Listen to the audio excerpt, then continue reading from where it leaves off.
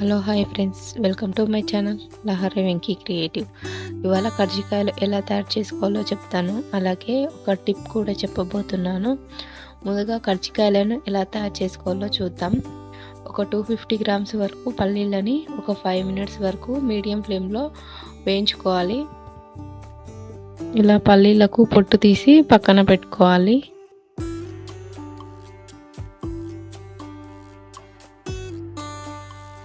అలాగే 250 గ్రామ్స్ వరకు పుట్నాలను కూడా తీసుకోవాలి, సేమ్ ఈక్వల్ క్వాంటిటీలో. అలాగే ఇక్కడ మనం చక్కెరకి బదులుగా బెల్లాన్ని వాడుతున్నాము. ఒక 1/2 kg వరకు బెల్లాన్ని తీసుకోవాలి. ఈ బెల్లాన్ని చిన్న చిన్న ముక్కలుగా తురుముకోవాలి. తర్వాత ఒక మిక్సీ జార్ తీసుకొని మిక్సీ జార్లో పుట్నాలను వేసుకొని పౌడర్లా చేసుకోవాలి.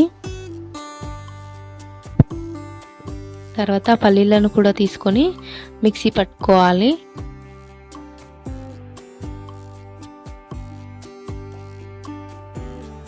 ఇలా ఈ విధంగా పల్లీలను మిక్సీ వేసుకున్న తర్వాత మనం ముందుగా తురిమి పెట్టుకున్న బెల్లాన్ని వేసుకోవాలి.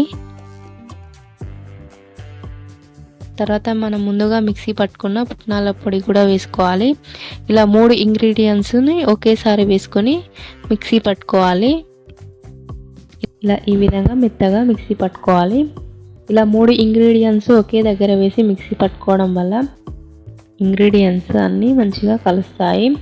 ఇలానే మొత్తం మిక్సీ పట్టుకోవాలి. ఇలా మిక్సీ పట్టుకొని ఉండలు లేకుండా ఒక బౌల్లో వేసుకొని ఇలా బాగా కలుపుకోవాలి. తర్వాత ఒక 1 kg వరకు గోధుమ పిండిని తీసుకోవాలి. దీన్ని పూరి పిండి అని కూడా అంటారు. ఇలా కొద్దిగా వాటర్ యాడ్ చేసుకుంటూ మంచి సాఫ్ట్గా కలుపుకోవాలి. ఇలా చపాతీ పిండిలా కలుపుకోవాలి. ఇలా కలుపుకున్న తర్వాత చిన్న చిన్న ముద్దలుగా తీసుకొని చపాతీలా చేసుకోవాలి. ముందుగా మనం మిక్సీ పట్టుకున్న ఇంగ్రీడియంట్స్ని ఒక బౌల్లో తీసుకోవాలి. తర్వాత చపాతీ పిండిలో నుంచి కొద్దిగా పిండి తీసుకొని ఇలా మీడియం సైజులో ఇలా చపాతీలా చేసుకోవాలి. ఇక్కడ నేను కర్జికాయలు అనేది మీడియం సైజులో చేస్తున్నాను. ఇప్పుడు లోపల స్టఫింగ్ వచ్చేసి ఒక 3 టేబుల్ స్పూన్ వరకు స్టఫింగ్ పెట్టుకుంటున్నాను. ఈ స్టఫింగ్ అనేది అన్ని స్టఫింగ్ల కన్నా చాలా టేస్టీగా సూపర్గా బాగుంటుంది. ఇక్కడ మనం చక్కెర వాడకుండా బెల్లాన్ని యూజ్ చేసాము. అలాగే కొద్దిగా వాటర్ తీసుకొని సైడ్స్కి ఇలా వాటర్తో డిప్ చేయాలి. కర్జికాయల ఇలా స్టఫింగ్ని బయటికి పోకుండా ఇలా వేళ్ళతో సైడ్స్కి ఇలా వాటర్తో డిప్ చేసుకోవాలి. ఇప్పుడు 1 సైడ్ ఫోల్డ్ చేసుకోవాలి. ఇలా ఫింగర్స్తో అనుకోవాలి ఈ వీడియోలో చూపిస్తున్న విధంగా.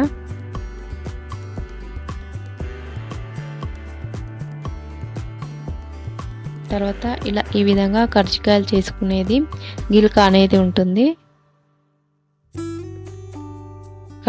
ఇలా ఈ వీడియోలో చూపిస్తున్న విధంగా చేసుకోవాలి. ఇలా ఈ విధంగా అనడం వల్ల ఎడ్జెస్కి మనకు ఒక డిజైన్ లాగా కూడా ఉంటుంది. అలాగే లోపల స్టఫింగ్ అనేది బయటికి రాకుండా ఉంటుంది.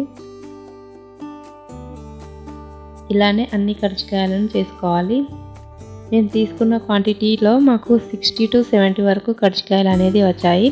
ఇప్పుడు స్టవ్ ఆన్ చేసుకొని కడాయి పెట్టుకొని డీప్ ఫ్రైకి సరిపడా ఆయిల్ వేసుకోవాలి.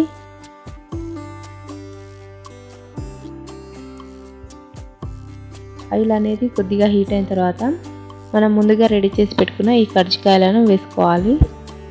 టుడే కిచెన్ టిప్ వచ్చేసి నిమ్మకాయల నుంచి నిమ్మరసం ఎక్కువగా రావడానికి వేడి నీటిలో ఒక 5 మినిట్స్ వరకు నిమ్మకాయల నుంచి తర్వాత నిమ్మకాయలో నుంచి నిమ్మరసం పిండితే నిమ్మరసం అనేది ఎక్కువగా వస్తుంది.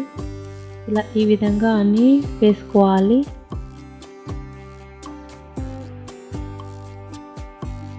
వన్ సైడ్ ఫ్రై అయిన తర్వాత మరో సైడ్ టర్న్ చేసుకోవాలి.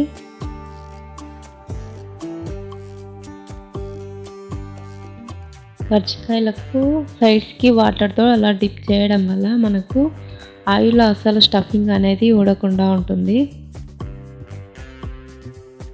అసలు స్టఫింగ్ అనేది బయటికి రాకుండా అసలు ఆయిల్ కూడా ఖరాబ్ కాకుండా ఉంటుంది.